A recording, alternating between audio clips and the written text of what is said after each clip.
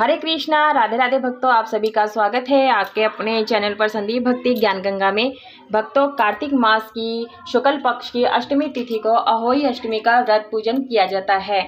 तो देखिए भक्तों, ये जो व्रत होती हैं सुहागन स्त्रियां जो हैं अपने संतान के लिए व्रत रखती हैं। जैसे करवा चौथ का व्रत निर्जला रखा जाता है, वैसे ही इस व्रत को करती हैं, अपने संतान के लिए व्रत किया जाता है। इस दिन माता पार्वती का ही अहोई रूप में पूजा करने का विधान है। करवा चौथ के बाद अहोई अष्टमी पर महिलाएं संतान की दीर्घायु और सुखी जीवन के लिए निर्जला व्रत करती हैं। इस दिन संतान प्राप्ति की इच्छा करने वाले पति पत्नी भी अहोई अष्टमी का व्रत करती हैं। अहोई माता की पूजा के समय अहोई अष्टमी की कथा अवश्य सुनना चाहिए। मान्यता है कि अहोई अष्टमी का व्रत करने से और कथा को सुनने से व्रत का संपूर्ण फल मिलता है।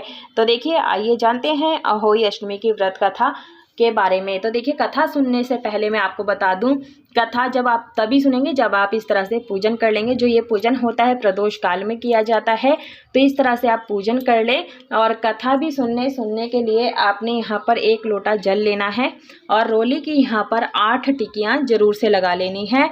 उसके बाद में हमें कहानी को सुनना है हुंकारा भरते हुए। तो सबसे पहले अपने सीधे हाथ में थोड़े से फूल लेने हैं और गेहूं के थोड़े से यहाँ पर 8 दाने गेहूं के ले सकते हैं। इस तरह से आप गिन करके 8 या 10 दाने ले लीजिएगा और यहाँ पर हम कथा सुनेंगे अहोई अष्टमी की। तो चलिए देरी ना करते हुए कथा को शुरू करते हैं।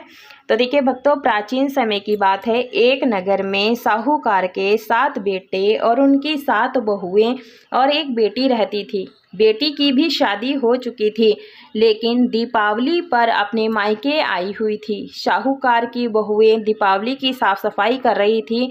ननद भी भाभियों के साथ घर की लीपा पोती के लिए जंगल से साफ मिट्टी लेने गई।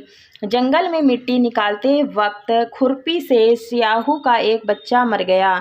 इस घटना से दुखी होकर स्याहू की माता ने क्रोधित होकर कहा कि मैं तुम्हारी कोख बांध दूंगी।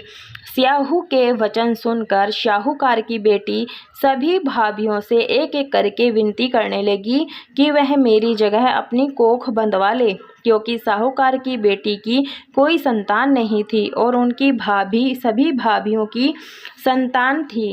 ज़्यादा विनती करने पर सबसे छोटी भाभी से अपनी ननद का दुख देखा नहीं गया और उसने ननद की जगह अपनी कोख बंधवा ली। इसके बाद छोटी भाभी के भी बच्चे होते हैं, वे सभी 7 दिन बाद मर जाते हैं। सभी बच्चों ने एक एक करके मर जाने पर साहूकार ने एक ज्ञान पंडित को बुलाया और इसका कारण पूछा। तब पंडित जी ने कहा कि उनको सुरही गाय की सेवा करनी चाहिए। वह सुरही गाय की सेवा में लग जाती है और उसका पूरा ध्यान रखती है। इसे देखकर सुरही गाय छोटी बहू से पूछती है, आखिर तू किस कारण से मेरी इतनी सेवा कर रही है और तू मुझसे क्या चाहती है?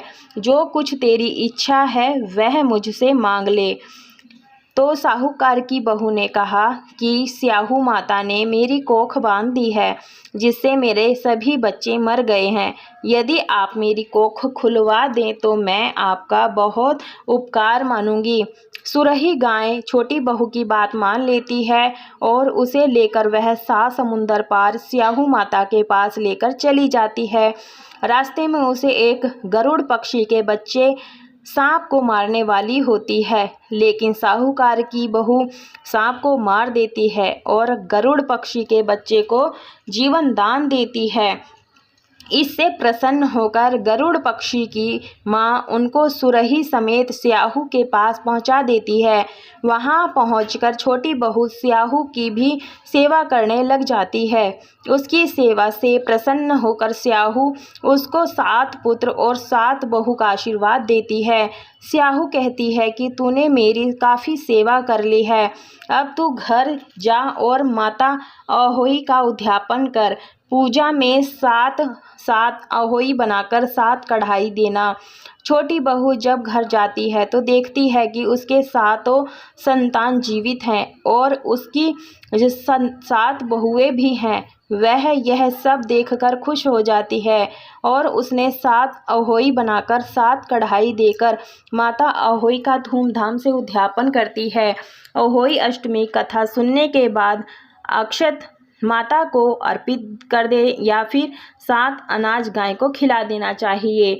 तो देखिए भक्तों, फिर कहे कि हे अहोई माता, जिस प्रकार आपने साहूकार की छोटी बहू का आशीर्वाद दिया, उसी तरह हमारी सभी संतान की रक्षा करना और उसे सुख समृद्धि का आशीर्वाद देना। साथ ही जिस तरह छोटी बहू की कोख खोल दी है, उसी तरह सभी नारियों की इच्छा पूरी करना।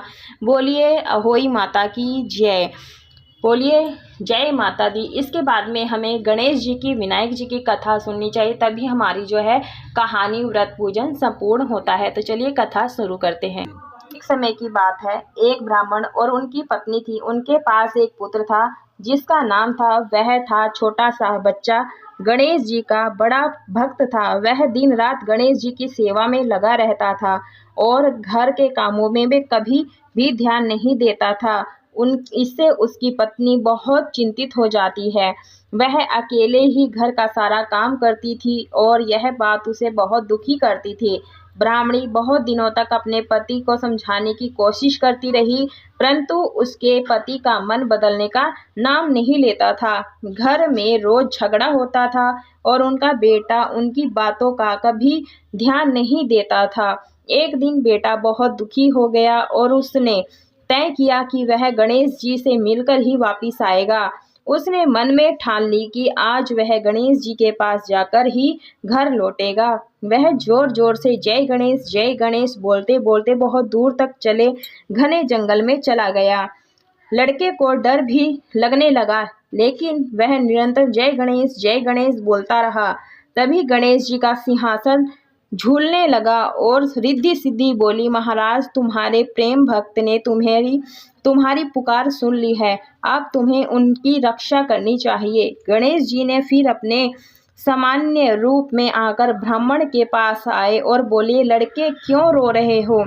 लड़का ने बताया, मुझे गणेश जी से मिलने का बहुत मन था, लेकिन मैं डर गया हूँ। गणेश जी ने हंसते हुए कहा, तुम्हारा डर कैसे दूर हो सकता है? मैं यहाँ हूँ।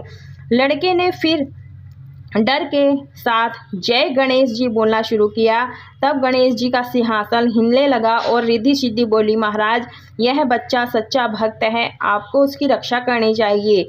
फिर गणेश जी ब्राह्मण वेश में लड़के के पास आए और बोले, लड़के घर चला जा। लड़का बहुत खुश हो गया और घर लौट आया।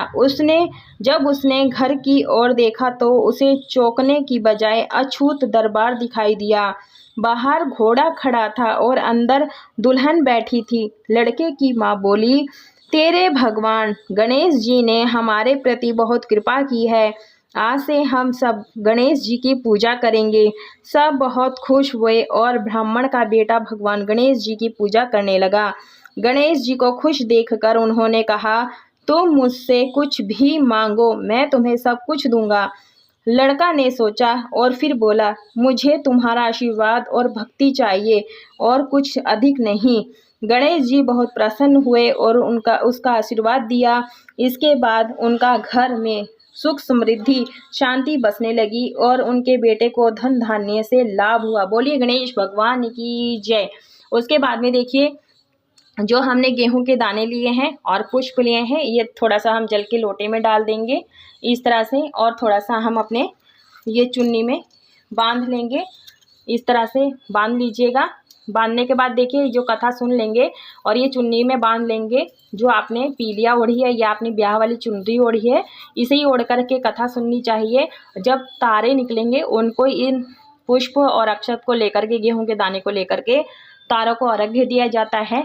और जो ये जल का लोटा रखा है, इसे बचा करके रखना है। इसी से ही हमें तारों को अर्घ्य देना है और इस तरह से हमारा जो है व्रत संपूर्ण होता है। आई होप आपको यह अहोई अष्टमी की व्रत कथा कहानी, गणेश जी की कहानी पसंद आई होगी। यदि पसंद आई है तो वीडियो को लाइक कीजिएगा, ज़्यादा से ज़्यादा शेयर कीजिएगा। यदि आपने अभी तक चैनल को सब्सक्राइब नहीं किया है, चैनल को सब्सक्राइब कर लीजिएगा, साथ में बेल आइकन की घंटी को भी ऑन कर लीजिएगा ताकि आने वाली वीडियोज़ की नोटिफिकेशन आप सभी को सबसे पहले मिल सके। और फेसबुक पर, इंस्टाग्राम पर फॉलो ज़रूर से कीजिएगा, वहाँ पर भी हमसे जुड़े रहिएगा, वहाँ पर भी आपको अच्छी वीडियोज़ मिलेंगी। पूरा वीडियो पसंद आई है तो लाइक शेयर सब्सक्राइब जरूर करें। कमेंट बॉक्स में जय माता रानी अवश्य लिखेगा। बोलिए अहोई माता की जय हो।